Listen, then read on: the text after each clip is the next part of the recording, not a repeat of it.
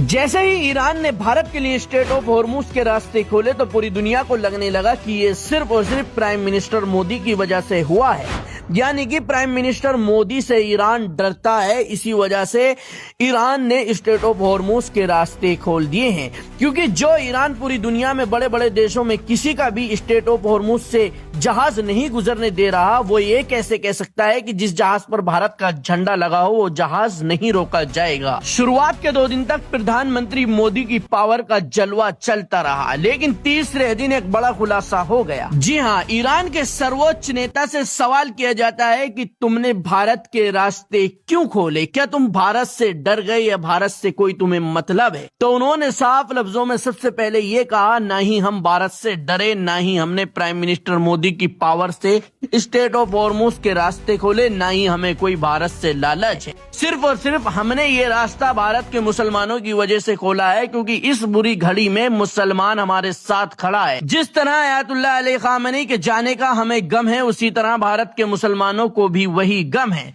भारत के मुसलमान हमारे साथ खड़े हैं, अमेरिका और इजराइल का जमकर विरोध कर रहे हैं। भारतीय मुस्लिम हमारे लिए लगातार दुआएं कर रहे हैं और हमारा हौसला बढ़ा रहे हैं। ऐसे में अगर भारतीय मुस्लिमों को परेशानी हो रही है गैस और तेल की वजह से, तो यह हमसे देखा नहीं जाएगा, क्योंकि जो लोग हमारा साथ दे रहे हैं ऐसी बुरी वक्त में हम भी उनका साथ देंगे।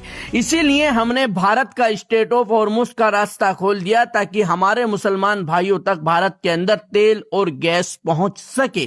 यानी सिर्फ और सिर्फ भारत में जो इस वक्त तेल और गैस आ रहा है, उसके पीछे की सबसे बड़ी वजह भारत के मुसलमान बन चुके हैं। लेकिन इस देश के अंदर एक सवाल है कि जो भी मुसलमान अगर ईरान को सपोर्ट कर रहा है तो उस पर आपत्ति जताई जा रही है, लेकिन वही मुसलमानों का आज पूरे भारत को फायदा मिल रहा है। यानी अगर भारतीय मुसलमान ईरान को सपोर्ट नहीं करते तो अभी तक भारत के अंदर तेल और गैस नहीं आता।